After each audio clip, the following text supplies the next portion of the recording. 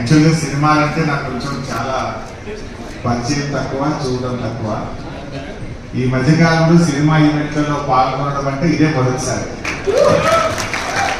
అయితే మా సీనన్న, మా రసమయ్యి, శ్రీనివాస్ ఈ ప్రోగ్రాం రావాలి అన్నప్పుడు రాకేష్ గురించి తెలుసుకున్న తర్వాత ఈ ప్రోగ్రాంకు వెళ్ళాలనిపించి రాకేష్ను ఆశీర్వదించడం కోసం ఈ కార్యక్రమానికి నేను వచ్చాను.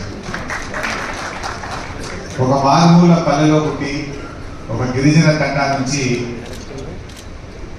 కష్టంతో తన ప్రతిభతో ఎంతో కష్టపడి ఎదిగి ఈ స్థాయికి వచ్చి రాకింగ్ రాకేష్ గా ఆయన పేరు తెచ్చుకోవడం నిజంగా చాలా సంతోషం.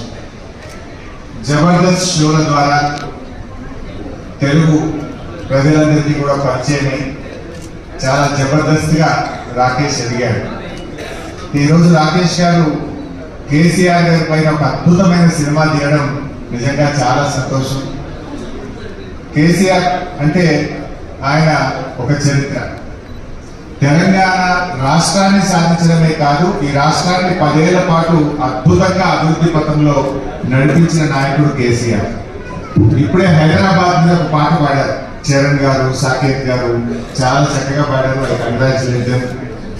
నాకు వారి పాట చూస్తా ఉంటే ఒక పాత జ్ఞాపకం ఒకటి గుర్తొచ్చింది. రజనీకాంత్ గారు ఒకసారి హైదరాబాద్కి వచ్చినప్పుడు 22 సంవత్సరాల తర్వాత నేను హైదరాబాద్కి వచ్చాను, నేను హైదరాబాద్ లో ఉన్నానా న్యూయార్క్ లో ఉన్నానా అన్నాడు. అంటే కేసీఆర్ గారు పల్లెల్ని అభివృద్ధి చేశాడు, హైదరాబాద్ లో అద్భుతంగా అభివృద్ధి చేశాడు.